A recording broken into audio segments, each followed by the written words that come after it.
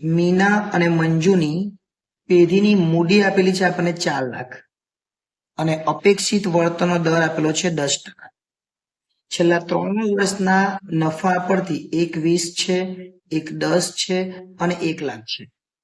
ભારિત સરેરાશ પદ્ધતિના આધારે અધિક નફાની 2 ગણી પાઘડી આપણે ગણવાની છે.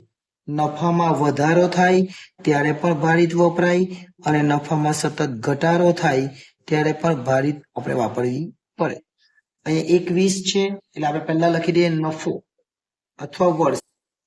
ચલો વર્ષ કેટલા છે? 1, 2 અને 3. નફો આપણે જોઈએ તો નફો કેટલો છે? તો પહેલા વર્ષે આપણને 1,20,000 દેખાય છે, બીજા વર્ષે 1,10,000 દેખાય છે અને ત્રીજા વર્ષે આપણને 1 લાખ દેખાય છે. નફો સતત ઘટે છે અને આપણને કીધું પણ છે ભારિત વાપરવાનું, તો આપણે અહીંયા લખવાનું ભાર 1, 2 અને 3. આ બંનેનો ગુણાકાર કરે એટલે શું થાય? એટલે મળે આપણને ભારિત નફો. ભારિત નફો એટલે શું? આ બંનેનો ગુણાકાર એટલે 1 લાખ ગુણ્યા 1, 1,20,000 ગુણ્યા 1 એટલે 1,20,000, 1,10,000 ગુણ્યા 2 એટલે થાય 2,20,000 અને છેલ્લે 1 લાખ ગુણ્યા 3 એટલે થાય 3. હવે બધાનો સરવાળો 2 ને 5 ને 1 6 ને 40 એટલે સરવાળો કેટલો થાય? 6,40,000.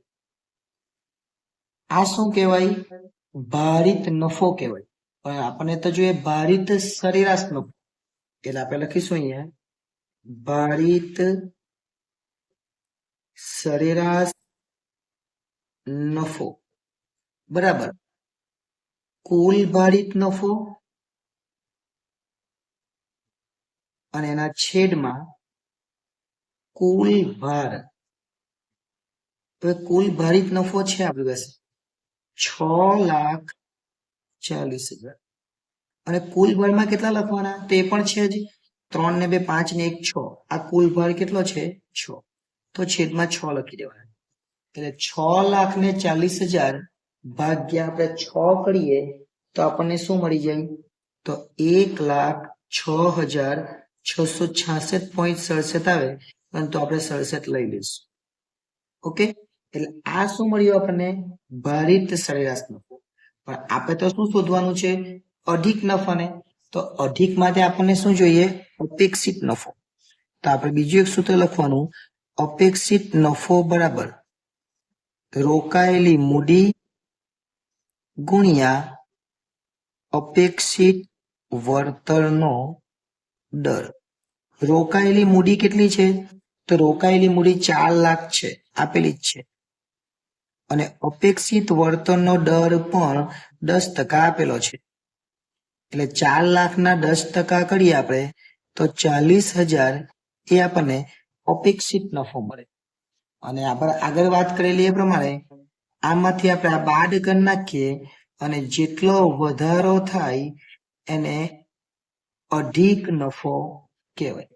આપણે અધિક નફાનું સૂત્ર મૂકી દઈએ, અધિક નફો બરાબર ભારિત સરેરાશ નફો માઇનસ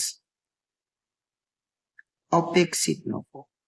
એટલે ખરેખર આપણને નફો કેટલો થયો? 1,06,667 અને અપેક્ષિત એટલે આપણે આશા રાખેલી, અપેક્ષા કેટલાની રાખેલી?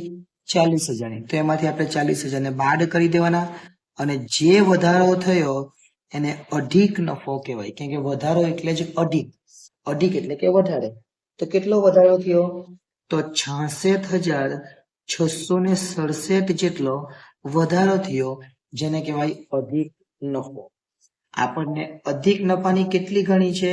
તો 2 ગણી, એટલે ગુણ્યા 2 આપણે કરવું પડે. એટલે છેલ્લું સૂત્ર પાઘડી બરાબર અધિક નફો ગુણ્યા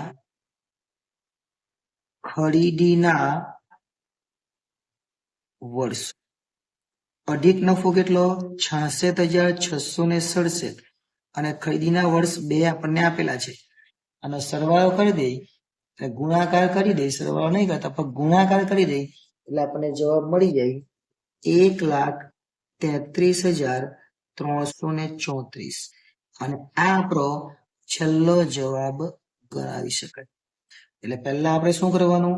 ભારિત સરેરાશ નફો શોધવાનો, અપેક્ષિત નફો શોધવાનો, ત્યારબાદ ભારિતમાંથી અપેક્ષિત બાદ કરીએ એટલે અધિક મળે અને અધિકના 2 વર્ષની ગણતરી કરીએ એટલે આપણને પાઘડી મળી જાય.